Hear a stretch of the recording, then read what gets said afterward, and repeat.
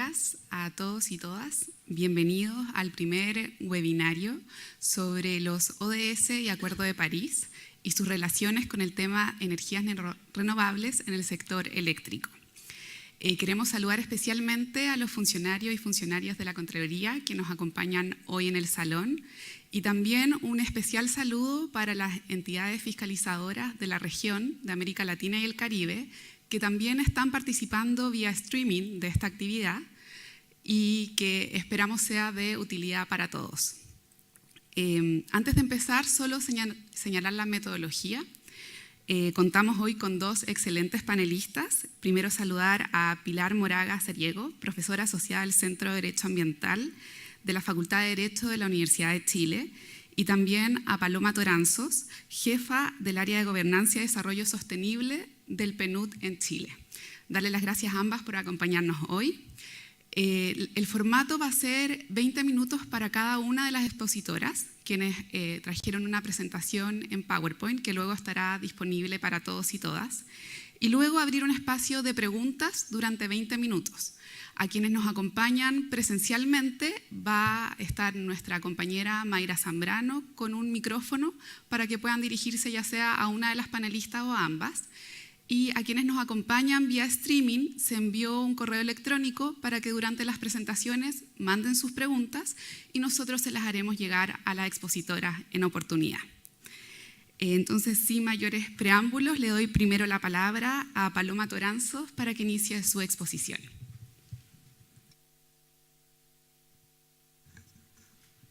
Hola, buenos días. Muchas gracias por la invitación y esta oportunidad de poder hablarles de la Agenda 2030 y ODS y sobre todo en lo que nos reúne hoy, que es su vínculo con los temas de energía. Voy a ir pasando la siguiente lámina. Esa es la introducción. Bueno, primero que nada les quería contar lo que eran los Objetivos de Desarrollo Sostenible. Estos objetivos, como ustedes saben, fueron lanzados en el 2015 junto con la Agenda 2030, que es una agenda que fue suscrita por la gran mayoría de los Estados miembros de Naciones Unidas, entre ellos Chile, y son un llamado universal a adoptar medidas para poner fin a la pobreza, proteger el planeta, garantizar que todas las personas gocen de paz y prosperidad. Lo importante de esta agenda es que es una agenda universal en el sentido que tiene objetivos que nos importan a todos a nivel global y que cada uno de los países debiese contribuir a poder cumplir con estas metas que proponen los ODS, que son 17. Lo otro importante es que los ODS son indivisibles, son transversales. Lo ideal es que los países tengan la capacidad de trabajar en el marco de sus políticas públicas o sus planes de acción nacional o sus programas nacionales, los ODS de manera integrada, no de manera dividida o separada. Y lo otro es que están interrelacionadas. Y eso es algo que hemos ido descubriendo y conversando a medida que han pasado los años, sobre todo en torno a los temas ambientales, y es que el tema ambiental en particular tiene un rol muy importante en el desarrollo económico y social de los países. Por tanto, es importante que recordemos que tanto el hambre como la pobreza, como el daño que sufren nuestros ecosistemas, como los problemas de cambio climático están directamente asociados con temas de desarrollo económico, social y ambiental.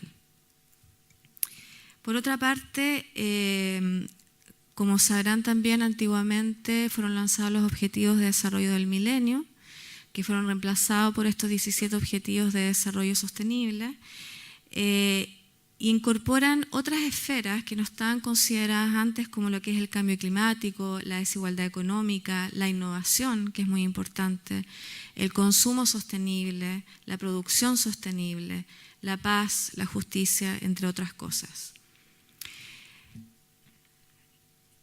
Ahora quiero contarles un poco de cómo ha sido el proceso.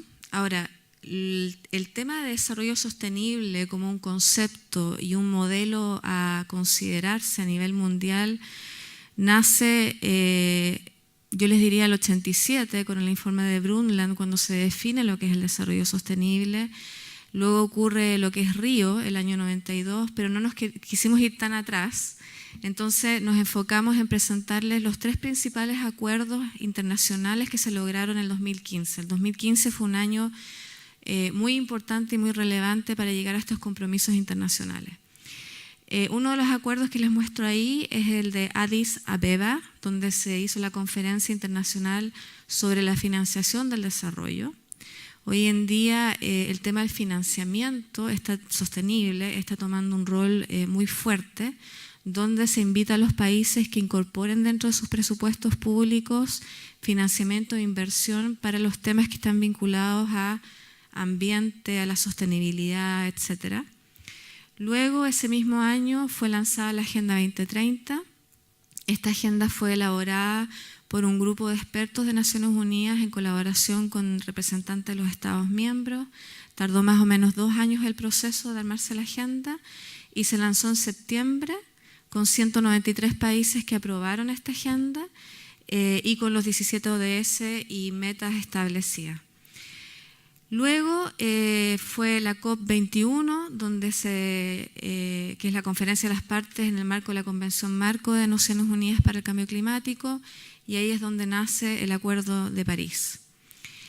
Y por último, también dentro del marco de la Agenda 2030 y ODS se establecen indicadores internacionales, regionales y nacionales para estos 17 objetivos y 169 metas. Porque para poder cumplir con las metas tenemos que ser capaces de identificar indicadores que nos vayan asegurando que estamos implementando medidas correctas para ir implementando y cumpliendo con las metas que cada uno de los países se ha comprometido a cumplir. Entonces, en general, estos 3 acuerdos, que son tremendamente importantes, presentan una oportunidad de poner la igualdad y dignidad de las personas en el centro y llamar a cambiar nuestro estilo de desarrollo, respetando principalmente el medio ambiente. Lo importante también a mencionar es que, y lo hemos comentado, digamos, en conversaciones internas en el PNUD, es que es muy importante considerar que si estuviésemos hoy en día pensando en una Agenda 2030 o en un Acuerdo de París, lo más probable es que no se aprobaría, porque el contexto político e internacional ha sufrido fuertes cambios desde el 2015 a la fecha. Entonces, esto también es una luz de alerta de que aquellos compromisos que logramos instalar en el 2015 son compromisos tremendamente relevantes que debemos mantener, sobre todo por lo que está ocurriendo hoy a nivel internacional, donde hemos visto que existe bastante discusión y debate en torno, sobre todo, a medidas vinculadas a cambio climático y al rol que tiene la dimensión ambiental y los impactos que puede tener el tema ambiental a nivel de desarrollo de los países. Por otra parte, en el caso particular de Chile, somos un país graduado, ya no contamos con el financiamiento y el apoyo internacional que tuvimos durante muchos años. Entonces esto también obliga a que en el caso de Chile en particular demos una mirada hacia cómo puede el Estado, el sector privado, la sociedad civil tener un rol importante, protagonista en lograr que Chile avance hacia un modelo de desarrollo sostenible como está contemplado en la Agenda 2030 y en los ODS.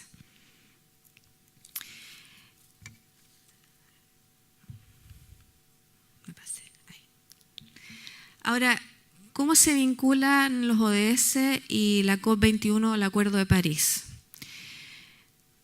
Aquí yo creo que lo que se define es que el cambio climático es uno de los mayores retos que está enfrentando la humanidad en este momento. De hecho, lo viene enfrentando hace muchísimos años. Hace poco salió un reportaje de que ya en los años 70 se estaba viendo los efectos de cambio climático y no se hizo nada en ese momento por revertirlo. Y la verdad es que los avances de los impactos de cambio climático son cada vez más peligrosos, más destructivos, y por tanto durante el Acuerdo de París, durante esta convención, hubo un mayor compromiso y dedicación de los países de poder enfrentar estos problemas causados por el cambio climático. Y ahí también se define que no es responsabilidad de una nación, de un grupo de naciones, sino que hay que tomar medidas de acción global para hacerle frente al cambio climático.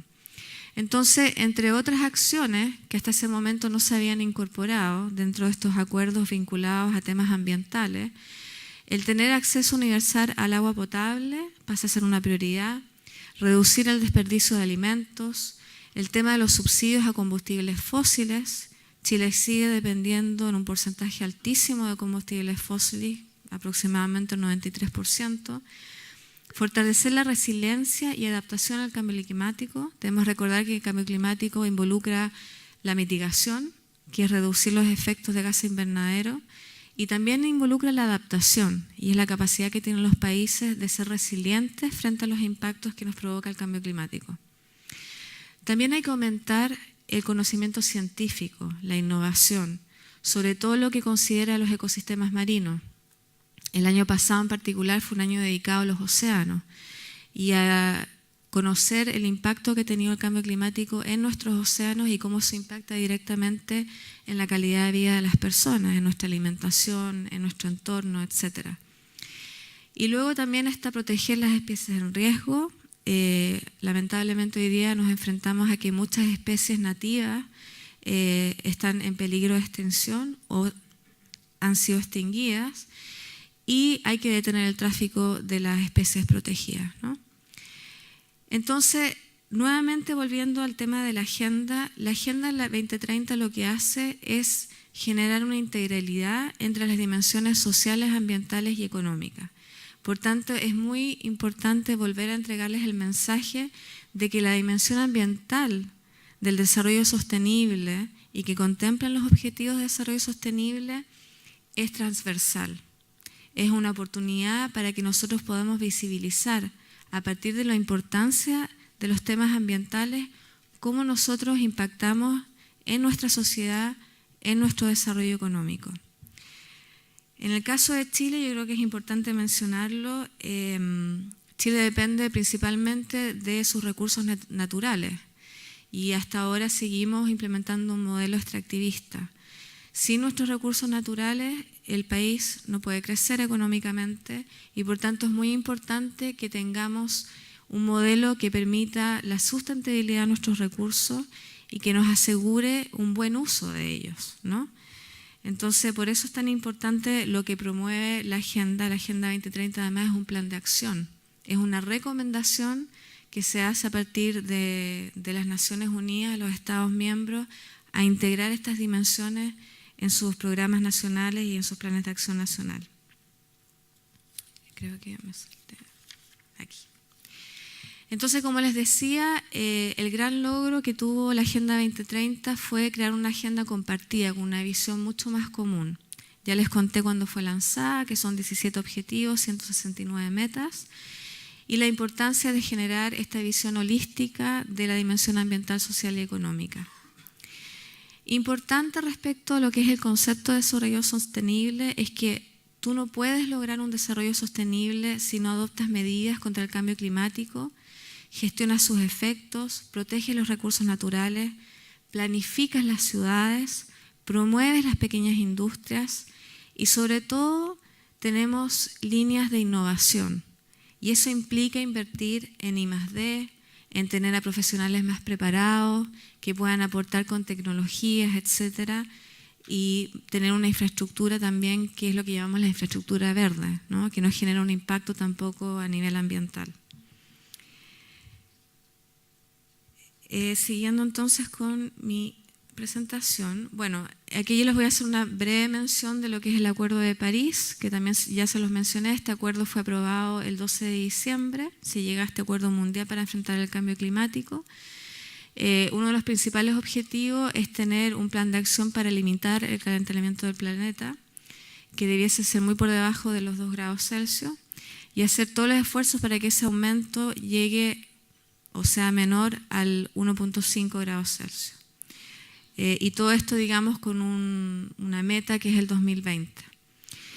Esto se ha ido concretando, el Acuerdo de París, a través de lo que se llaman las contribuciones nacionalmente determinadas, o NDC, que son sus siglas en inglés. La gran mayoría de los países hoy en día se encuentran implementando un programa de NDC o de contribuciones nacionalmente determinadas, donde se comprometen a cumplir con ciertas metas y medidas para ir avanzando en estos compromisos globales para detener los impactos de cambio climático. Entonces, hasta el momento, o hasta fin del 2017, hay 159 países implementando medidas de NDC, entre ellas Chile. En el caso particular de Chile, hay 3 pilares fundamentales para lograr cumplir con el NDC, que es la resiliencia del cambio climático, y esto incorpora lo que es la adaptación y sobre todo la construcción de fortalecimiento de capacidades a nivel nacional y subnacional. Luego tenemos el control de los gases de efecto invernadero, el control de las emisiones, porque a pesar de que Chile no tiene un impacto de gastos de efecto invernadero a nivel internacional muy alto, sí ha ido aumentando sus gases de efecto invernadero y sigue aumentando su mitigación en los últimos años, y eso no es menor. Y por último, también se considera un pilar fundamental el apoyo transversal para la acción climática, y esto considera 2 cosas: el desarrollo y transferencia de tecnologías y el financiamiento. Entonces, por ejemplo, hoy en día Chile está trabajando en crear una estrategia nacional de finanzas para el clima. También Chile ha ido construyendo una estrategia nacional en biodiversidad, que son estrategias que nos permiten identificar cuál es el gasto, cuáles son los costos y qué instrumentos financieros se requieren para poder contribuir a metas de conservación para la biodiversidad o cambio climático, etc. Ahora, hablando de energía específicamente, ¿qué es lo que pasa en Chile? Yo creo que es importante mencionarles que no fue fácil incluir dentro de la Agenda 2030 y los ODS un ODS específicamente para el tema de energía, que es el ODS 7. Durante muchísimos años hubo un debate muy grande de los países frente al tema del uso de la energía, donde una gran mayoría veía la energía como algo que nos ayudaba a desarrollarnos económicamente, que tenía un impacto social, pero luego empezó a verse que la producción de la energía estaba teniendo serios impactos a nivel ambiental. Por tanto, costó mucho lograr llegar a un acuerdo internacional de que la energía era un hilo conductor, era un eje transversal que permitía atacar, digamos, varios problemas de desarrollo a la vez: pobreza, salud, educación, etc.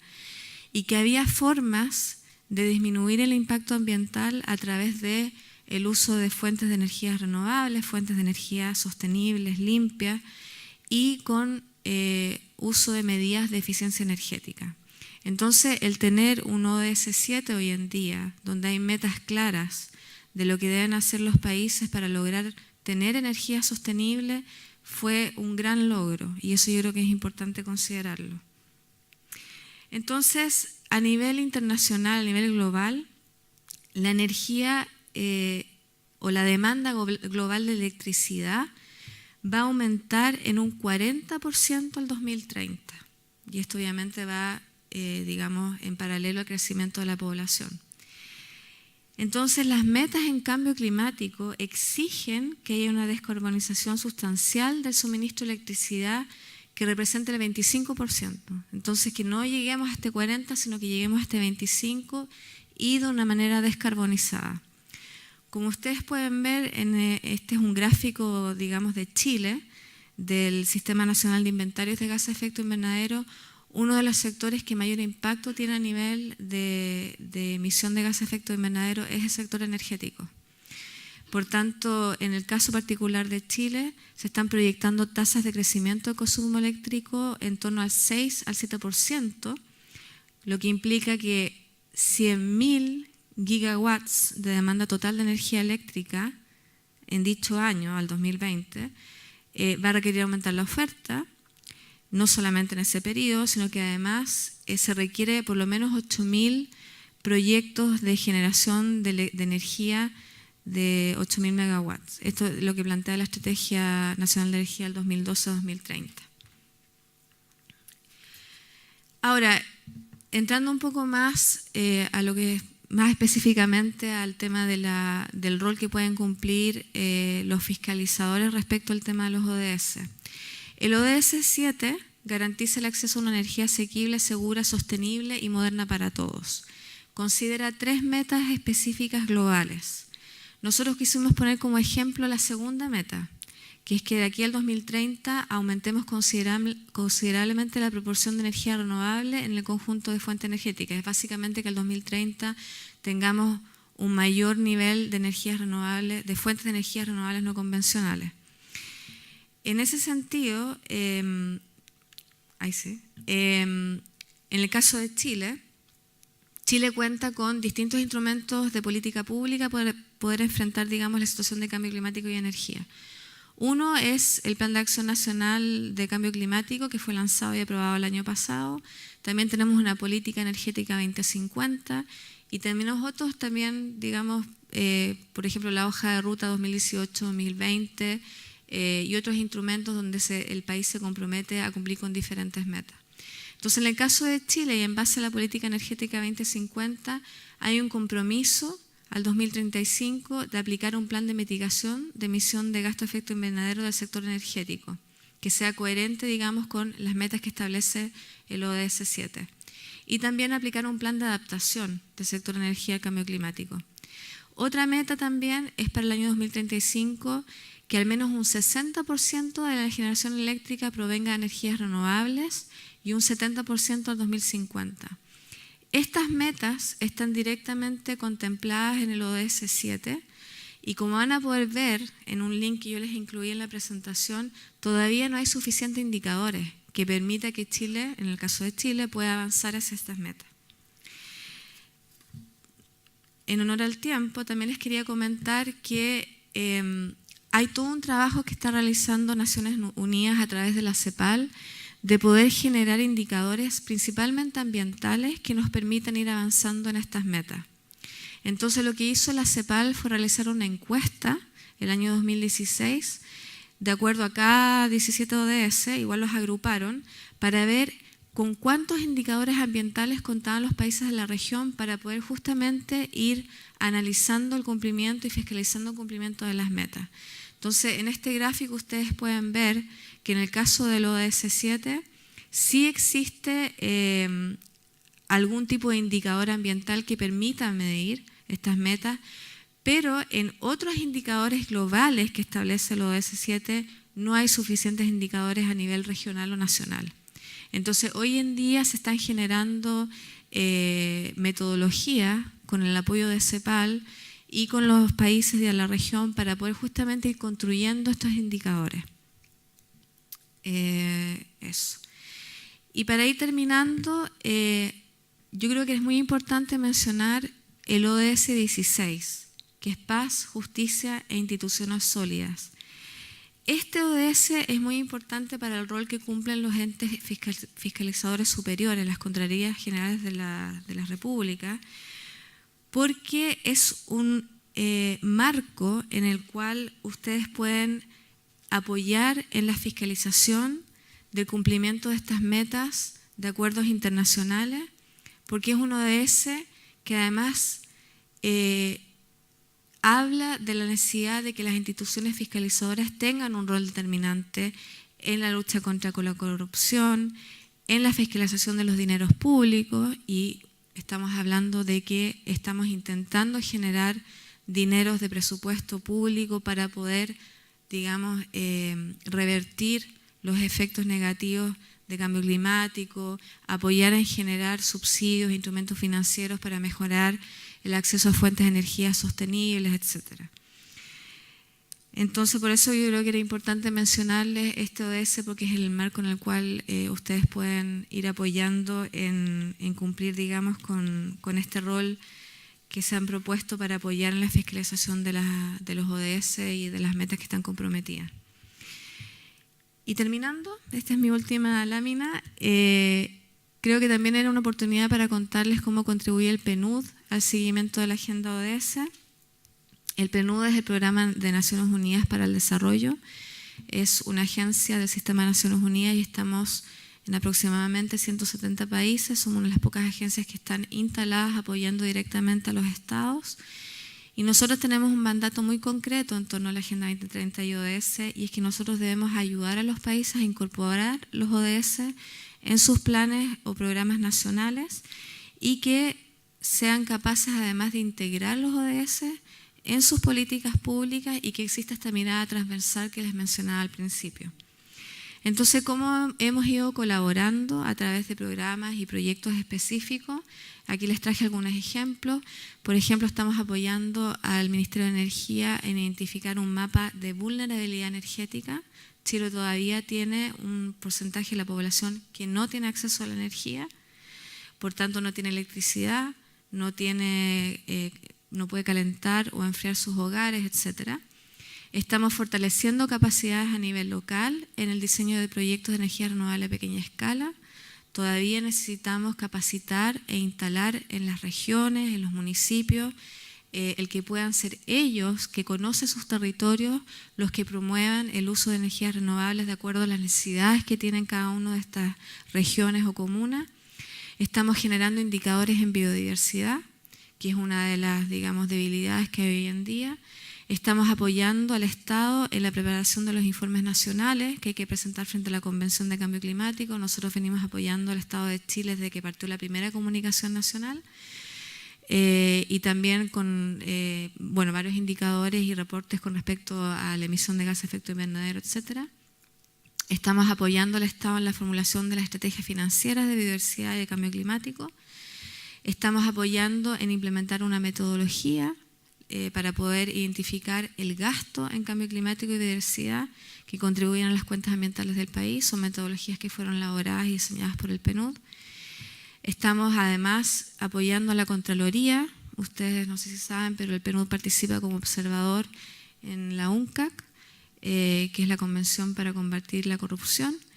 Y también hemos participado en el marco, digamos, de temas de anticorrupción en la generación de sistemas de integridad y códigos de ética para los distintos servicios públicos, de manera de que ellos vayan implementando al interno medidas más transparentes de probidad, etcétera. Así que con eso termino. Muchísimas gracias.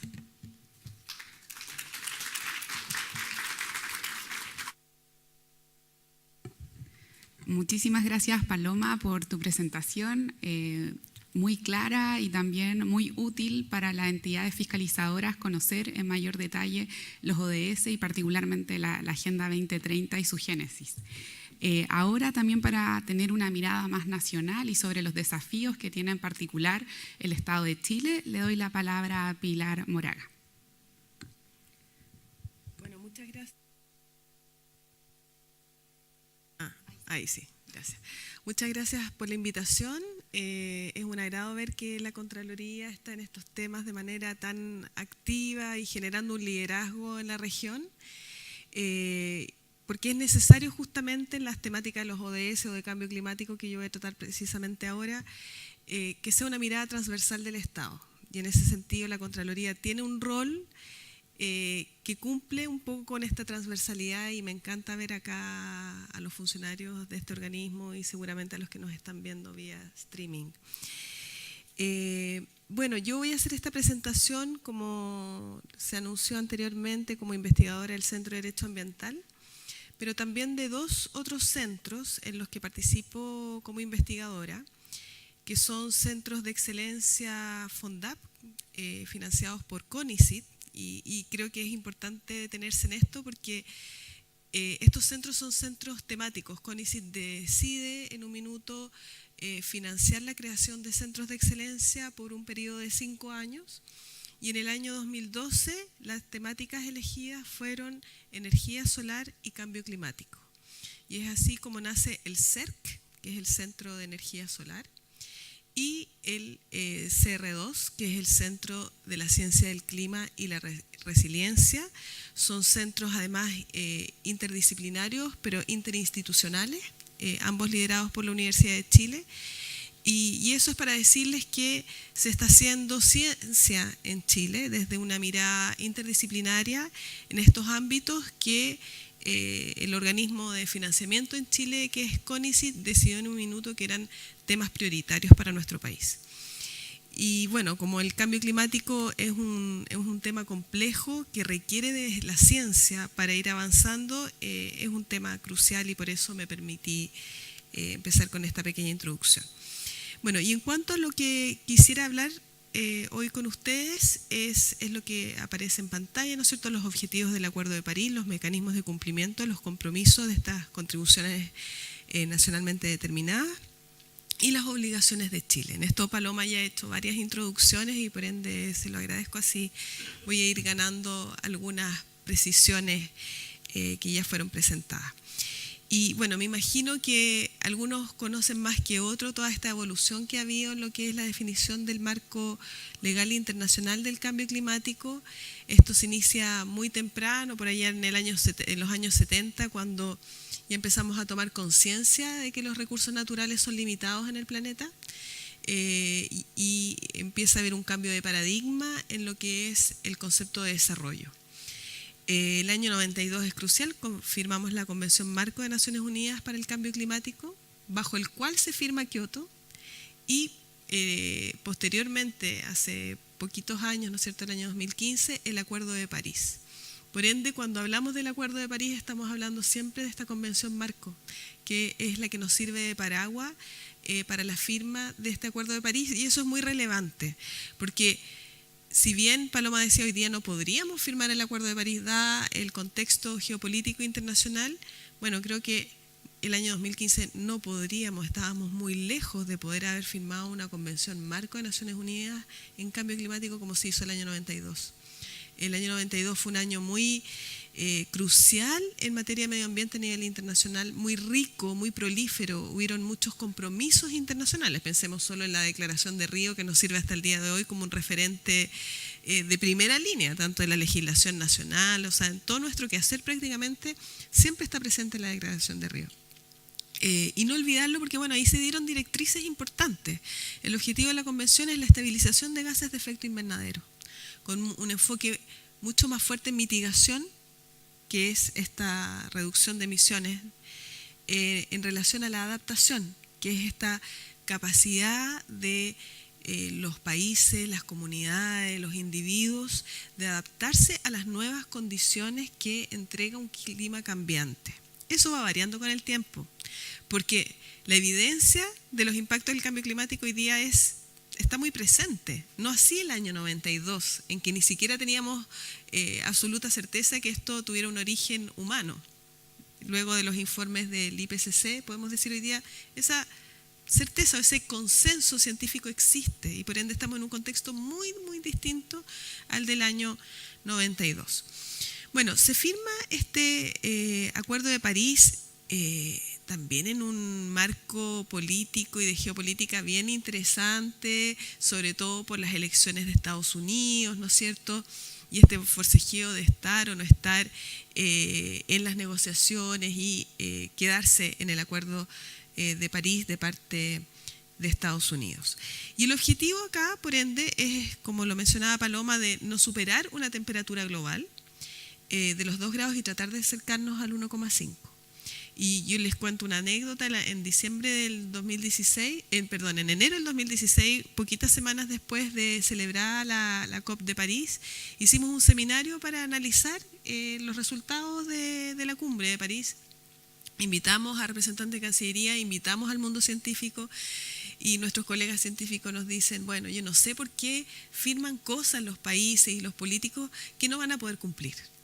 Que no van a poder cumplir porque las proyecciones del aumento de la temperatura global van mucho más allá de los 2 grados Celsius. Y el problema en que vaya más allá es que no sabemos lo que sucede después de esta meta global. Y lo que está en juego acá es la sobrevivencia del hombre en el planeta, porque el planeta seguramente va a sobrevivir. La cuestión es si el ser humano va a resistir a esta crisis planetaria o no. Pero bueno, y ahí Cancillería que presentaba después dijo, sí, pero bueno, tenemos que ponernos metas para poder avanzar en un sentido, y el sentido es tratar de limitar el aumento de la temperatura global. Y de una manera muy inédita, en el derecho internacional hay este Acuerdo de París, pero a su vez están estas contribuciones nacionalmente determinadas. ¿Y qué significa esto?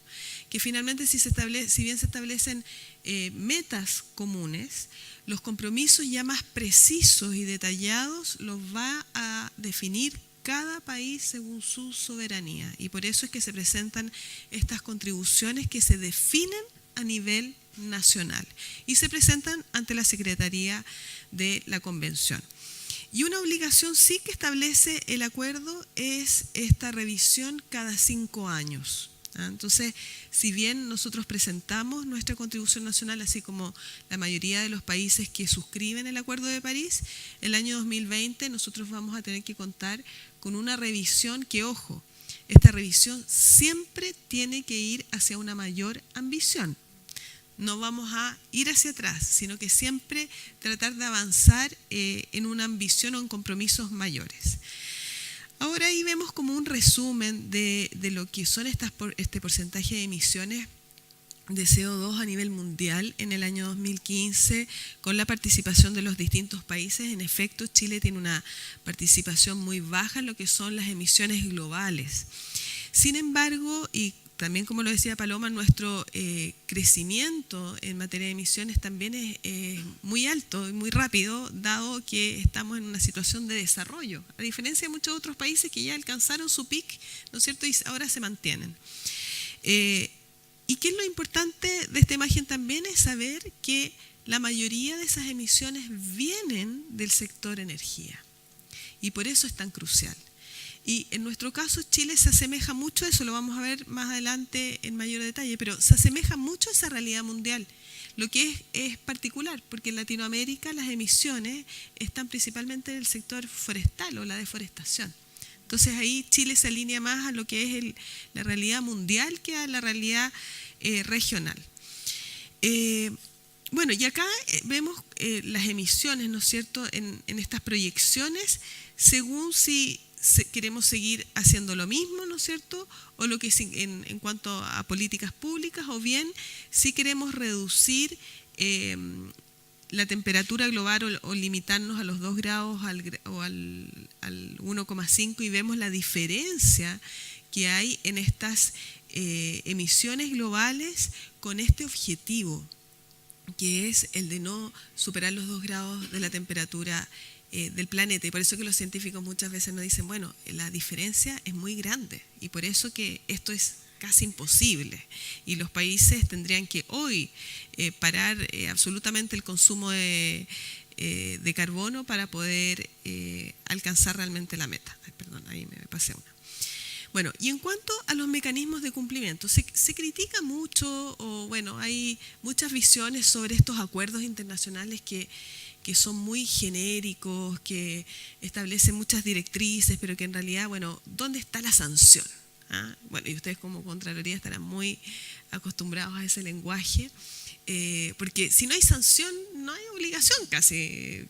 ¿De qué vale la obligación si no vamos a tener un mecanismo para poder sancionar? Bueno, en derecho ambiental internacional particularmente, se han generado lógicas un poco distintas, que es el del acompañamiento y el cumplimiento, porque lo que nos interesa es no llegar a la sanción, es justamente prevenir, es actuar antes. Y es por eso, y bueno, y la verdad es que se encontró esta vía porque no queda otra, o sea, los países son soberanos, si no tenemos todavía un organismo de solución de controversias ambientales, al que de todos modos los países debieran, o los estados debieran someterse voluntariamente. Entonces, el tema no es simple, pero se han creado mecanismos como el de los artículos 13, 14 y 15 que les voy a hablar del Acuerdo de París. El primero, el 13, habla del marco de transparencia reforzado, porque, y aquí ustedes, bueno, Chile ha hecho muchos progresos en materia de transparencia y ustedes están muy sensibilizados con eso. Y acá vemos en un ejemplo concreto cómo la transparencia es un elemento fundamental para el cumplimiento del acuerdo. Entonces se habla del sistema de transparencia reforzado porque retoma todas las iniciativas y los esfuerzos realizados antes del Acuerdo de París y desde la Convención Marco de Naciones Unidas. El objetivo es favorecer la confianza y la aplicación efectiva, para lo cual se toma la experiencia pasada. Bueno, y esto parece como una declaración de intenciones, ¿no es cierto? Pero la verdad es que les prometo que después esto se orienta a cuestiones bien concretas. El ámbito de esta transparencia son 2. Primero, el de las medidas adoptadas para hacer frente al cambio climático. O sea, vamos a tener que comunicar, informar sobre cuáles son las medidas que estamos tomando los países. Luego, el apoyo prestado recibido por las distintas partes. Y esto es crucial, porque gran parte de la solución al problema es el financiamiento. Entonces, y en eso los países desarrollados tienen mayores obligaciones o son prácticamente los únicos que tienen obligaciones en esto, y es por eso que el acuerdo establece esta obligación de informar sobre esta ayuda que se presta y en ciertos casos sobre la que se recibe. Vamos a ver porque ahí hay algunos matices. Y por último, la flexibilidad. Y esto tiene mucha relación con este principio antiguo que era el de las responsabilidades comunes pero diferenciadas. Este es un problema que vivimos todos en el planeta. Pero las responsabilidades son distintas, porque hay algunos que emiten más que otros, o bien porque hay algunos que tienen mayor capacidad para responder a los desafíos que otros, países ricos, países pobres, en fin. Entonces, este Acuerdo de París establece un mecanismo de flexibilidad con consideración específica respecto de las circunstancias especiales de los países menos avanzados e insulares. Insulares porque son los que se enfrentan a un problema sumamente concreto.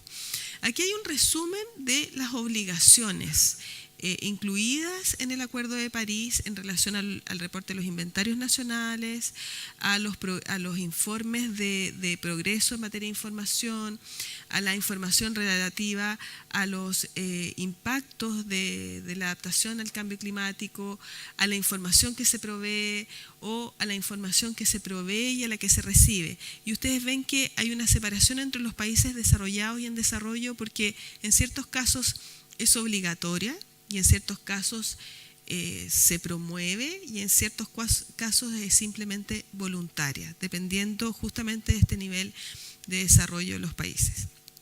Y en cuanto, bueno, y aquí hay una especificación de las obligaciones distintivas entre los que son obligaciones para todas las partes o bien para los países desarrollados o bien para los invitaciones que se efectúan a todas las partes o invitaciones que se efectúan específicamente a los países en desarrollo. Ahora, quizás lo más relevante de esto, porque no me voy a poder detener en todo, es estas obligaciones de todas las partes. Y en las obligaciones de todas las partes están los inventarios nacionales, que ya era una obligación que venía de la Convención Marco de Naciones Unidas, y las contribuciones nacionalmente determinadas. Yo creo que este es el elemento clave y vamos a decir después por qué es tan clave. Y bueno, estas obligaciones, así como las de información, a la que están obligados los países desarrollados, tienen una revisión de pares, ¿ya? Revisión tanto de expertos como un examen facilitador y multilateral de progresos, porque la idea acá es decir, bueno, este es mi compromiso, estas son las medidas que yo estoy adoptando para cumplir mi compromiso y esto informarlo. Y como tengo un examen de pares o de expertos, estos expertos me van a poder decir, mire, ¿sabe qué? Usted así como va no llega a ninguna parte, o bien lo está haciendo muy bien, o quizás le podemos sugerir que lo haga de esta manera. Entonces, es un mecanismo interesante observar que lleva a los estados a un mayor cumplimiento. Y toda esta información que se va dando va a permitir generar este primer balance, el balance mundial, ¿no es cierto?, del estado de avance de todas estas obligaciones. El primer balance debe realizarse en 2023. ¿Ya? Entonces, con toda esta información se genera este balance mundial y que les va a poder dar información a las partes de cómo ir mejorando. Y esto es lo interesante, porque si bien hay una obligación de revisar el compromiso cada 5 años, también hay mecanismos que permiten a los estados tener insumos o información para efectivamente poder revisar sus compromisos hacia una mayor ambición. No nos dejan solos, esa es la invitación. Y por último, el último artículo, ya pasamos el 13 y 14, el 15, hay ciertos mecanismos para facilitar el cumplimiento, como es la creación, ¿no es cierto?, de este comité compuesto por expertos y de carácter facilitador del que les hablaba antes para ir revisando la información que les entregan los países. Y bueno, lleguemos a lo concreto, el compromiso de estas NDC o contribuciones nacionalmente determinadas. Y en este caso, bueno, Chile, ahí hay un gráfico que después podrán analizar con mayor detalle, pero Chile tiene dos compromisos ya separados. Uno en materia de intensidad de carbono y otro separado que tiene relación con el uso y cambio de uso de suelo. El que nos interesa más en esta ocasión es el primero, puesto que este es el que se vincula directamente con el tema del sector energía. Y en esta primera meta, Chile tiene dos compromisos, o sea, uno es que al año 2030 va a reducir sus emisiones en relación a la unidad de PIB, que estas son elecciones que han tenido los países si son con un referente, que en este caso es el PIB, o son metas absolutas. Entonces tenemos esta meta del 30% respecto al nivel del 2007, pero el que puede aumentar a 45% en caso que se cuente con financiamiento. Y aquí de nuevo sale el rol del financiamiento en el cumplimiento de las metas. Y bueno, aquí aparece claro, ¿no es cierto?, cuál es la responsabilidad del sector energía en las emisiones. Y por ende, si pensamos que Chile se comprometió, ¿no es cierto?, a esta reducción del 30% o el 45% dependiendo del financiamiento, y vemos cuál es la contribución del sector energía, bueno, nos queda clarito dónde tenemos que hacer los esfuerzos. Bueno, acá esto Paloma lo mostró, ¿no es cierto?, cómo aumentan las emisiones en el país, y yo quería contarles quizás un poquito en detalle. Hay algunos extractos acá de lo que es el plan de mitigación de gases de efecto invernadero del sector energía, que fue publicado en diciembre del año pasado y que nos orienta más o menos de cómo está viendo el sector los esfuerzos que se tienen que hacer ahí, ¿no es cierto? Bueno, hay un paquete de medidas, y este paquete de medidas, si bien estamos claros y con un consenso bastante grande en que las energías renovables no convencionales, en nuestro caso, cumplen un rol esencial, no es el único foco de los esfuerzos que se deben realizar. Entonces tenemos que hay paquetes de medidas en lo que es el sector de generación de electricidad, y en esto las energías renovables, ¿no es cierto?, la eficiencia energética, también la tecnología baja en carbono, que no es la única solución, porque muchas veces a estos problemas complejos se dice, bueno, la tecnología, incorporemos tecnología, es importante, pero no es lo único. Y tenemos también paquetes de medidas en lo que es el sector comercial, transporte, industria y minería. Perdón, ahí. Bueno, y acá es interesante en estas figuras que uno ve. Si ustedes ven la figura 4.3, por ejemplo, la intensidad de las emisiones dice, bueno, la línea gris son las políticas actuales, la azul las metas de la política energética nacional, que Paloma las mencionó muy bien. Ojo que estas políticas energéticas nacionales son puros instrumentos de política pública bien blandos, ¿no? Y que cambian de gobierno a gobierno, y quizás realmente es el desafío que tiene Chile hoy día, luego que el Ministerio de Medio Ambiente ha anunciado la dictación de una ley de cambio climático, es la oportunidad para poder dar una perspectiva de largo plazo como la que se necesita para dar respuesta a estos problemas. Y luego esta línea amarilla del esfuerzo nacional. Entonces pareciera ser que el sector energía, esto está extraído del mismo documento, se toma bien en serio su rol en este cumplimiento de la meta. Sin embargo, hago presente que las metas de la política energética nacional nos permitirían fácilmente llegar a la meta del 30%. Y esto no es casualidad. El compromiso de Chile se hizo en base a una proyección real de lo que Chile estaba haciendo, de cómo Chile se veía en el año 2030. Y en esto el sector energía fue determinante para decir, bueno, nosotros estamos haciendo esto, vamos a llegar ahí, ese es nuestro compromiso. Me quedan poquitos minutos, pero la conclusión en esto es que el sector energía tiene un gran rol.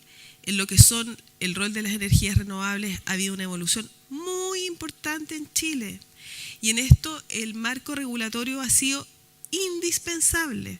O sea, la política energética actual nos da una meta, ¿no es cierto?, del 70% en 2050, pero no olvidemos que la primera ley de fomento de energías renovables no convencionales del año 2008 nos fijaba una meta del 10% para el año 2024, que ya se superó ampliamente. Estamos en el 18%. Entre medio hubo una reforma, ¿no es cierto?, con la ley 20.698 que nos estableció una nueva meta del 20% para el 2025, pero ya hoy día estamos en el 18%. Entonces, Chile en esto ha tenido las condiciones muy favorables para poder desarrollar este sector de energías verdes. Y ya para concluir, el desafío que se plantea en Chile, esta es una imagen de una evaluación que se hizo respecto de las NDC en el mundo, y la NDC de Chile fue calificada como inadecuada. Esto es, si todos los países realizan el mismo nivel de esfuerzo que Chile, estamos llegando fácilmente a los 4 grados de aumento de la temperatura global del planeta. Y este es el desafío, por ende, que en estos años que nos quedan al 2020, este proceso de revisión debe hacerse en miras a una ambición que no es costo solamente, que también son oportunidades para una nueva perspectiva de desarrollo, en la cual el marco normativo duro, en el que se pueden establecer metas, obligaciones, mecanismos para el cumplimiento del objetivo, es muy relevante. Y solo menciono en esto el ejemplo que nos ha dado Perú recientemente con la dictación de una ley de cambio climático en la que incorporó la NDC como instrumento. Y eso permite, por ende, introducir un mecanismo de flexibilidad en una ley vinculante para todos los órganos del Estado y Perú. Un mecanismo de flexibilidad que va a permitir ir ajustando las metas nacionales a esta mayor ambición. Muchas gracias.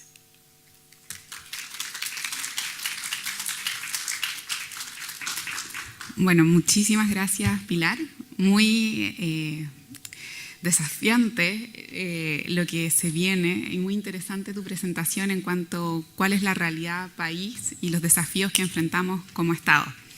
Ahora, muchas gracias. Para comenzar con la ronda de preguntas, tenemos 3 preguntas que vienen desde los participantes vía streaming, particularmente del Tribunal Superior de Cuentas de Honduras. No están dirigidas a ninguna de las expositoras, así que las voy a leer y si quieren ambas pueden hacer mención a estas 3 o referirse a algún tema en específico. La primera de ellas se refiere a cómo se espera que América Latina cambie su matriz energética y disminuya la emisión de gases invernaderos para cumplir con el Acuerdo de París en el corto plazo. Es una pregunta sobre un poco la realidad de estos países, creo que vinculado a lo que señaló Paloma, particularmente sobre los financiamientos que se requieren. La segunda pregunta se refiere a las energías renovables, cómo la fotovoltaica, eólica e hídrica no pueden brindar lo que en ingeniería se le denomina como potencia firme. Es decir, cómo debemos actuar para suplir la necesidad de X megawatts, y pregunta particularmente por la realidad de Honduras, que cómo va a lograr sustituir la energía térmica que ciertos países tienen, como es Honduras, con este nuevo sistema energético que debieran tener para cumplir con las obligaciones internacionales. Traté de simplificarla, pero esa fue la referencia. Y la tercera pregunta que viene desde vía streaming es: como es de conocimiento, el clima está cambiando y los problemas endémicos, como la deforestación, afectan la capacidad de producción hidráulica, producto de la disminución en las cuencas de agua. ¿Cómo se espera que la energía renovable cambie la matriz energética y esta a su vez se vuelva económicamente eficiente? Esas son las 3 preguntas que tenemos mientras desde el exterior. Les voy a dar la palabra, no sé si quiere partir Pilar o Paloma, haciendo referencia en particular. Paloma. Yo, contestando la primera pregunta, a ver, yo creo que es importante mencionar que existe una metodología que fue creada por Naciones Unidas para poder apoyar a los países en avanzar en cumplir con metas vinculadas a los ODS. Esa metodología se conoce como MAPS y básicamente consiste en que un grupo de expertos de Naciones Unidas se sienta a hablar con representantes del gobierno o del Estado y se identifican temas que son prioritarios de mainstreaming, se identifican aceleradores, eso es importante mencionarlo, los ODS también contemplan la identificación de aceleradores, es decir, soluciones rápidas para poder ir cumpliendo con las metas incorporadas en los distintos ODS que están priorizados por los países. Y por último, hay un apoyo por parte de Naciones Unidas en temas de política pública y cómo se puede incorporar. ¿Por qué menciono esto? Porque cuando fue lanzada la Agenda 2030 y los ODS, China propuso como un acelerador la interconexión global eléctrica. Entonces, una de las primeras, aceleradores que se propone en el caso de energía es primero que nada que exista una interconexión eléctrica nacional donde la base sea el uso de fuentes de energía sostenible, que luego pasemos a una interconexión eléctrica regional, es decir, de América Latina, que han habido intentos. De hecho, en algún momento nosotros como PNUD participamos en un proyecto para lograr integrar y generar una interconexión eléctrica entre Chile, Perú, Bolivia, Colombia, etc. Y luego pasaríamos a una interconexión intercontinental e intracontinental, que es esta, gran solución que está proponiendo China y que está, trabajando con distintos grupos y distintas empresas para ir avanzando hacia eso. Entonces, una de las cosas que comentábamos como PNUD, y que hemos sugerido dentro y que entiendo que está considerado dentro de las medidas que ha adoptado el gobierno en temas de energía, es justamente ir avanzando hacia una interconexión, ¿no? Y eso es una forma también de ir generando a nivel nacional, regional y luego mundial el uso de energías de fuentes limpias, sostenibles, etc. Entonces, eso es una primera respuesta, digamos. No sé, Pilar, si tú quieres agregar algo con la primera pregunta. Voy a responder las tres juntas. Ah, ya, perfecto. La verdad es que me olvidé las otras dos. ¿Cómo le dije? Perfecto. La segunda pregunta se refería a los temas de sustitución. ¿Cómo se espera sustituir la energía térmica que en ciertos países como Honduras sirven como base para que el sistema energético funcione? Y la tercera es cómo se espera que la energía renovable cambie la matriz energética y esta a su vez se vuelva económicamente eficiente. Bueno, nosotros conocemos el caso de Chile, digamos, lo que se ha intentado hacer acá, y en el caso de la energía o termoeléctrica, efectivamente se ha podido ir corroborando que es una energía que puede ser reemplazada. En el caso de Chile en particular, no sé cuál es el caso de Honduras, hay muchas alternativas para poder generar energía de manera eficiente. Por ejemplo, una de las alternativas es la energía maremotriz, que es la que produce, digamos, el oleaje de los océanos. También hay una intención de usar hidroeléctricas con el uso de agua, ¿no? Entonces, por lo menos en el caso chileno, sí, yo creo que hay ejemplos de que se puede reemplazar el uso de la energía termoeléctrica de manera eficiente sin generar gases de efecto invernadero y contaminación. Ahora, no sé si respondo mucho a la tercera, pero yo creo que es importante mencionar que el problema que existe hoy en día en el caso chileno para poder usar energías de fuentes no renovables tiene mucho que ver con los temas del mercado, de la competitividad, ¿no? De que efectivamente existen incentivos para las empresas, sobre todo las grandes empresas, para usar energías renovables no convencionales. Entonces, hay temas, como decía de hecho Pilar, hay temas de marco regulatorio, de instrumentos financieros, de subsidios, que han impedido avanzar más rápidamente en el uso de estas fuentes energéticas. Entonces, acá lo que se está tratando de hacer es generar una alianza más potente a nivel público y privada, porque evidentemente son los privados los que pueden financiar e invertir en el uso de estas energías, y por otro lado el Estado puede apoyar a través de distintos mecanismos en fomentar el uso de estas energías a nivel del sector privado o incluso a nivel del servicio público. También hay un intento en Chile de que la infraestructura pública también incorpore fuentes de energía sostenible en los edificios, en los hospitales, en los consultorios, etc. Eso. Muchas gracias, Paloma. Ahora le doy la palabra a Pilar para que haga referencia a las mismas tres preguntas. Bueno, yo creo que las tres preguntas tenían como el mismo fondo, que era esta preocupación de cómo transitar desde una matriz energética sucia, basada en termoeléctricas, carbón, etcétera, hacia una matriz energética más limpia, y que es el desafío a nivel mundial, de cómo hacer esta transición en una economía verde. Y esa transición, y a nivel de costos, a nivel de oportunidades de fuentes energéticas, etcétera. En efecto, Chile, para mi gusto, yo creo que en eso existe consenso también, es un modelo en esta materia. Ahora, es un modelo que nos puede gustar o no, porque acá se decidió que la definición se diera a través del mercado, como es la definición que se da, la definición de desarrollo y de economía que tenemos actualmente, y por ende las soluciones se dan a través del mercado, pero eso sí, con un marco regulatorio que ha sido muy claro. En este sentido, como es un sistema de mercado, se rechazaron desde un inicio los subsidios, por ende ha sido un modelo exitoso en la incorporación de energías renovables no convencionales sin subsidios, y esto es una cuestión bastante inédita en lo que es la experiencia comparada. Luego, esto partió con lo que fue una obligación, nada de incentivos acá.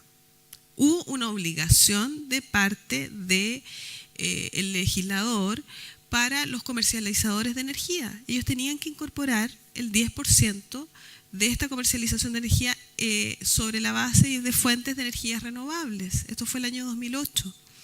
Esto no se hizo con un objetivo ambiental primeramente, se hizo por un problema de seguridad energética, como también ha pasado en muchos países. Teníamos un problema con el gas en Argentina, etcétera. Entonces, teníamos que diversificar nuestra matriz energética y esa fue una manera. Y vimos que a poco andar, bueno, esto funcionó porque además los costos de las energías renovables también fueron disminuyendo, porque teníamos un gran potencial, y esto fue cada vez permitiendo un desarrollo mayor, sin perjuicio de lo cual aún existen barreras, que también el marco regulatorio en ese sentido ha ido trabajando, ido asumiendo la solución de esas barreras.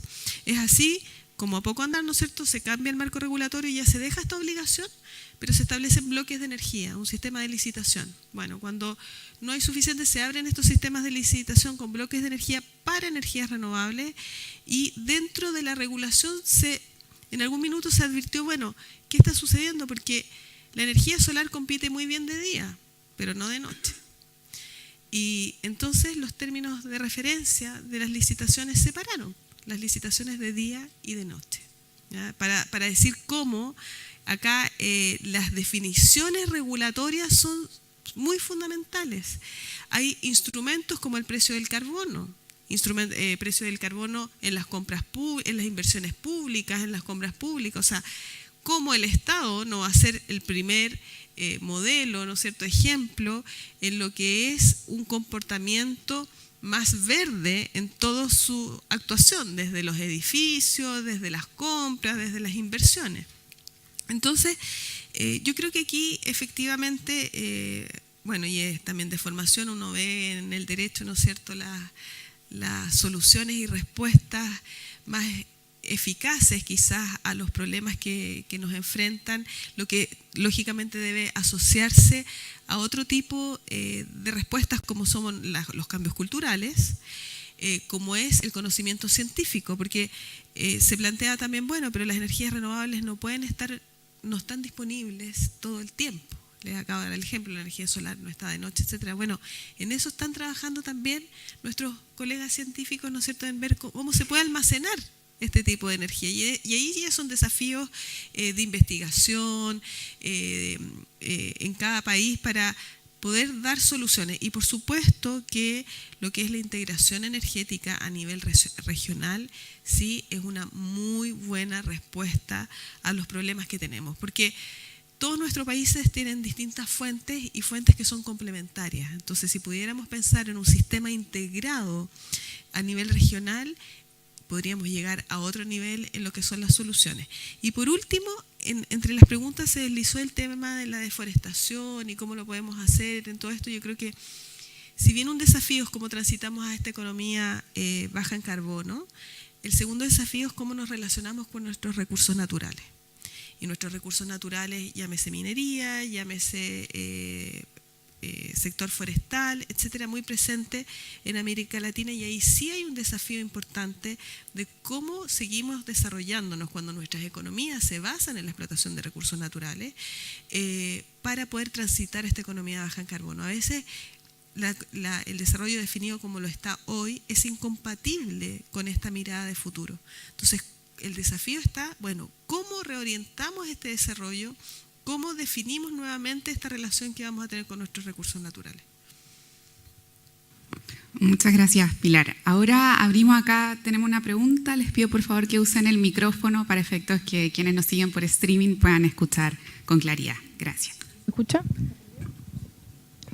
Pregunta, en general, con esto de las energías renovables no convencionales, ellas a su vez tienen o producen sus propios impactos. O sea, por ejemplo, la energía solar, uno ve de repente proyectos que toman grandes porciones de tierra con espejos, no sé cómo funciona, pero que eventualmente tiene un impacto a su vez, me imagino que aumenta el calor en ese lugar o también entendía que un compromiso de Chile es el tema del cambio de uso de suelo, o sea, también de mantener el tema agrícola, evitar como la urbanización.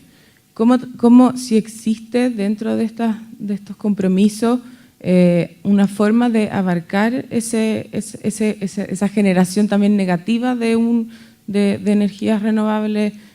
También pasa con las hélices que tienen efectos en los pájaros, en el fondo, que están alrededor de esos lugares. Eso es como la pregunta. Vamos a recibir varias preguntas para que así utilicemos mejor el tiempo. Ya. Yo tengo algunas dudas respecto de la Convención de París, y para la profesora Pilar Moraga. Primero quería saber, porque los países que formaron parte de la Convención representan más de la mitad de las emisiones contaminantes en el planeta, tengo entendido. Y yo quería saber si el objetivo que se tuvo en consideración de reducir estos 2 grados era un objetivo técnico analizado en relación a los integrantes y a los no integrantes, o más que nada fue un objetivo político, porque también está la variable de los que no participaron en la convención y el statu quo de su situación, que puede aumentar o puede disminuir. Eso por una parte. Y la otra parte era en relación a este objetivo meta que tiene la convención y los acuerdos nacionales de cada país. ¿Cómo se equilibran o de qué manera se establece que los objetivos de todos estos países van a lograr esta meta común? Muchas gracias. Atrás tenemos una pregunta y con eso entregamos la palabra para que puedan la expositora dar respuesta. Buenas tardes, mi nombre es Cristian. Tengo una consulta general. Considerando que el Acuerdo de París busca la disminución de la temperatura, yo tengo entendido que en Chile aproximadamente hay como 27 termoeléctricas y hay más de 50 termoeléctricas y 27 son a carbón. Esa carbón representa más como el 90% de las emisiones de CO2. Mi consulta final es, ¿ustedes cuáles han sido las iniciativas que han entregado al gobierno para quizás cerrar estas termoeléctricas o si lo tienen en estudio? Eso. Porque si se baja el 90%, cumpliríamos la meta en el corto plazo. Eso. Muchas gracias. Y otra pregunta desde quienes nos siguen vía internet, específicamente desde la Contraloría General de la República de Colombia. Está dirigida a ambas expositoras y es la siguiente.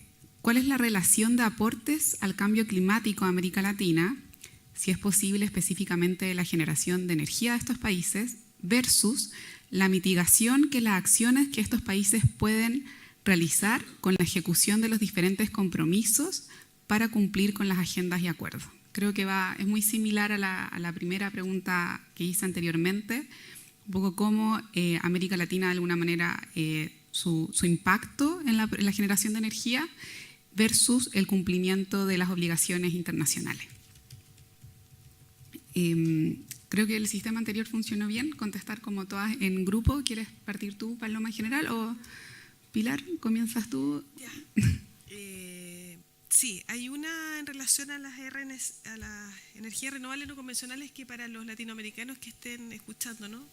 En Chile hablamos de las energías renovables no convencionales porque queremos dejar fuera lo que es la gran hidroelectricidad, ¿ya? Porque hemos tenido debates internos bien álgidos en la materia y por ende la regulación a la que nos estamos refiriendo son las energías renovables sin la mega hidroelectricidad.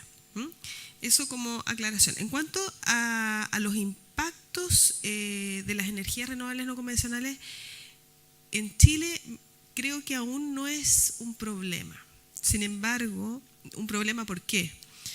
Porque la penetración de las energías renovables se ha dado de manera más masiva, como la solar o la eólica, se está dando en la actualidad en espacios poco habitados. A diferencia de otros países, si pensamos en plantas eólicas en Chile, en el norte, no sé, camino a La Serena, varios los habrán visto los grandes parques eólicos, están emplazados en general en lugares de poca habitación. Lo que no sucede, lo que es muy distinto, por ejemplo, a países como el Reino Unido, que están muy insertos en comunidades y por ende generan ciertos trastornos tanto para la vida del ser humano como de los ecosistemas de aves, el paisaje, que puede tener un valor mayor en ciertas comunidades que en otras. Entonces, creo que en Chile todavía no estamos en ese estado, lo que no quiere decir que lleguemos pronto a ello, ¿ya? En el tema de tomar conciencia y de que finalmente cuando tengamos una penetración mucho más masiva de energías renovables no convencionales, ese problema se va a dar. Y para mi gusto, la respuesta a ello debiera darse en sistemas de participación ciudadana con grandes estándares. O sea, debiéramos avanzar hacia lo que es una participación ciudadana para ir detectando cómo compatibilizar este desarrollo que se da en el territorio con estas nuevas energías con los otros intereses de seres humanos, comunidades, sectores productivos, etc. Entonces, en efecto, hay un desafío. O sea, hoy día, por ejemplo, se dice la energía solar necesita agua en el norte y no podemos utilizar agua dulce. Bueno, desalemos. Sí, pero es que no tenemos regulación de la salmuera. Entonces, estamos solucionando un problema y creando otro a largo plazo. O sea, no ni siquiera a largo plazo, a corto plazo. Por ende sí, ahí hay un vacío y del que nos debiéramos hacer cargo pronto para no encontrarnos después con tipos relaves mineros, ¿no es cierto? En el caso de la salmuera, poder regularlo desde ya. En cuanto al Acuerdo de París, bueno, si el objetivo es técnico-político, o sea, ¿cómo se fija este objetivo? Yo diría que es más un objetivo político que técnico, por lo que les mencionaba anteriormente. Ahora, no es azaroso, o sea, ¿por qué los 2 grados? Porque después no sabemos lo que sucede. Y por ende, la meta de los 2 grados sí tiene un componente técnico-científico de decir, bueno, este es como el máximo. Ahora, es político porque, y ahí paso a responder también otra de las interrogantes, porque si uno junta los compromisos nacionales a la fecha, estamos muy por sobre los 2 grados, estamos llegando a los 3 grados. Entonces, eso si todos los compromisos actuales se cumplen, porque una cosa es que nos comprometamos, otra cosa es que cumplamos. Entonces, si hoy día con los compromisos declarados, si esos compromisos declarados se cumplieran, estamos superando la meta y por eso que es necesario esta revisión de estos compromisos hacia la ambición para poder acercarnos a esa meta. ¿Y cómo se hace eso? Es con este balance global que se va a ir haciendo con toda la información que los países entregan, decir, bueno, ¿cuál es la proyección? Con todos los compromisos que están entregando, declarando los países, ¿hacia dónde llegamos? Y el primer balance mundial va a ser el 2023. Todavía queda, quizás demasiado, uno quisiera saber en qué estamos hoy, ¿no es cierto? Pero quizás el 2023 vamos a poder tener mayor claridad sobre el avance que hemos efectuado en conjunto a nivel planetario. Parece que no respondí. No, solo un momento. Si puedes utilizar el micrófono, porque como estamos vía streaming, no pueden escucharnos desde las otras entidades. No, es que me quedó la duda si estos 3 grados, cumpliendo todos los compromisos actuales, ¿era considerando a Estados Unidos o ya...? Sí, o sea, todas las NDC ODS hoy día, si se juntan y si se proyectan los compromisos en todas las contribuciones nacionalmente determinadas, incluidas las de Estados Unidos, porque ellos presentaron también una contribución nacional, llegamos a superar los 3 grados. Y la última respecto del aporte de América Latina en lo que es impactos o mitigación y yo me cuesta, no tengo las cifras de América Latina en su conjunto y de hecho no entendí muy bien la pregunta. Traté de transcribirla tal cual llegó, pero tenemos algunas otras preguntas para cerrar. Hay una dirigida específicamente a Paloma respecto a los ODS. Y la pregunta es la siguiente, desde Paraguay, la Contraloría General de la República de Paraguay. ¿Cómo se aborda el control cuando las políticas públicas se contradicen o se contraponen?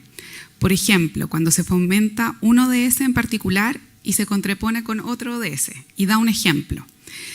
Fomentar el cultivo de maíz para la elaboración de biocombustible versus cultivo de maíz para seguridad alimentaria de la población. En ambos casos se necesita necesariamente deforestar para aumentar la frontera de cultivo. Esa para que la puedas contestar. Y 2 generales preguntan si existe alguna metodología para asociar la emisión de gases de efecto invernadero al costo de energía eléctrica. Esa viene desde la Unidad Técnica de la Auditoría Superior de México.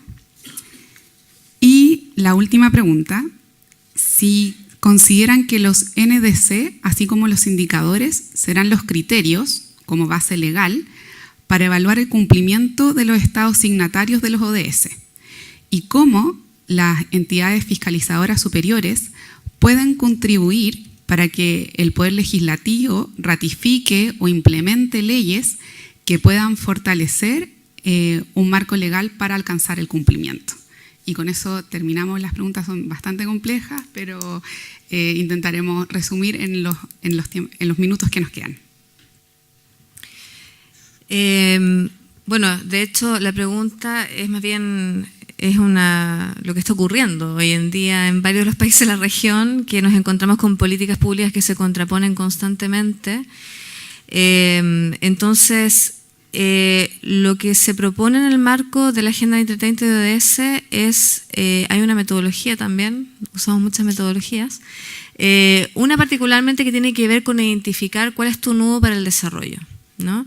Se conoce como la metodología de los combos, donde tú identificas qué nudo para el desarrollo está, digamos, sufriendo un país determinado, que podría ser, por ejemplo, la falta de uso de fuentes de energía renovable que van a impedir llegar a alcanzar una cierta meta. Tú identificas ese nudo y a partir de ese nudo tú vas identificando qué políticas públicas están trabajando en torno a ese problema identificado. Entonces, al tú saber, porque Chile es un país tremendamente sectorialista, entonces muchas veces se genera una duplicidad de funciones en el marco de políticas públicas, en el uso de financiamiento, etcétera. No hay una coordinación adecuada, hay muchos, digamos, ministerios y servicios que tienen competencias en temas ambientales, etcétera. Entonces, en el caso de Chile, lo que hemos intentado aplicar para que justamente esto no ocurra o revertirlo, porque ya son políticas que llevan muchos años implementándose, es primero que nada pensar en cuál es tu nudo, cuál es tu problema para alcanzar un desarrollo en algo específico y luego ir identificando a través de un mapeo qué políticas públicas están trabajando en torno a ese nudo para el desarrollo. Y es impresionante con lo que te encuentras y te das cuenta que hay, no sé, duplicidad de política, hay ministerios que están presentando políticas que no conocen otros ministerios, lo ves también a nivel de financiamiento. Entonces lo que te permite esa metodología es justamente ordenar y, digamos, incorporar qué es lo que está pasando en torno a eso y cómo tú después mejoras y vas generando políticas más eficientes. Y vas generando también cambios a nivel regulatorio de las políticas para que operen de manera integrada. Pero lo que plantea, digamos, esta persona es justamente el problema con el que nos encontramos hoy en día para poder implementar los ODS y la agenda. Pero hay formas de identificarlo y de trabajarlo. Eso. Bueno, en metodologías de cumplimiento en materia de cambio climático y los compromisos nacionales hay todo un trabajo que se está haciendo a nivel de la convención y entre los distintos estados. Hay obligaciones de cooperación en esa materia, no puedo ahora entrar en ello, pero hay muchas dudas de cómo se van a cumplir las metas y en eso los estados están trabajando a nivel nacional, a nivel regional y a nivel internacional. Por ende, bueno, hay harto trabajo por hacer en eso. Y en cuanto a cómo avanzar o evolucionar en lo que son los marcos normativos, yo los invito, ya que quedan pocos minutos, a ver algunos trabajos que hemos hecho. Están en la página del cr2.cl, en la parte de biblioteca, en la que hicimos un análisis sobre derecho comparado de legislaciones de cambio climático y luego propuestas para Chile. Y en las propuestas para Chile, si les tengo que resumir en un minuto de qué se trata, es bueno, una gobernanza del cambio climático para Chile. O para cualquier país de Latinoamérica, y eso significa definir un marco institucional, significa definir instrumentos y significa definir el rol de los actores. Y esto en una perspectiva de largo plazo y considerando la incertidumbre científica. Yo creo que con esos elementos uno puede avanzar en decirse, bueno, ¿cuál es la gobernanza que tengo hoy para el cambio climático? Que es un problema complejo, distinto de otros problemas ambientales, porque no se soluciona desde el Ministerio, las soluciones no se encuentran desde el Ministerio de Medio Ambiente, se encuentran de manera transversal. Entonces, ¿cómo logramos esta coordinación entre los distintos sectores, pero entre los distintos niveles de gobierno? Y además, si consideramos que las soluciones tampoco es el Estado el que las da, sino que las soluciones también están en el sector privado, también están en los individuos, en las comunidades, por ende, y en la ciencia, y por ende estos actores deben estar en ese entramado de definición de medidas, de respuestas, de políticas. Y ese es un desafío muy grande, pero se puede avanzar. La región ha avanzado, la última ley es la de Perú, y vemos ahí que ya hay una aproximación bastante acorde a los tiempos que estamos viviendo. Bueno, muchísimas gracias a ambas expositoras, también a todos quienes enviaron preguntas. Solamente reiterar la invitación, esta es una serie de webinarios que vamos a tener, particularmente sobre el tema de energías renovables, y el próximo va a ser el viernes 24 de agosto. Vamos a enviar la invitación tanto a las entidades fiscalizadoras de la región y también internamente. En aquella oportunidad vamos a abordar las características de las principales fuentes renovables. Y luego, el viernes 7 de septiembre, tenemos el tercer evento, el cual se va a referir a políticas de incentivo y evolución de los costos de fuentes de energía renovable en el sector eléctrico, que también fue uno de los puntos que se abordó en las preguntas y en las presentaciones de hoy. Así que les pido un gran aplauso para la expositora. Muchas gracias por acompañarnos. Y un saludo especial también a todas las entidades que nos acompañaron vía internet. Esperamos que también hayan podido disfrutar de esta instancia.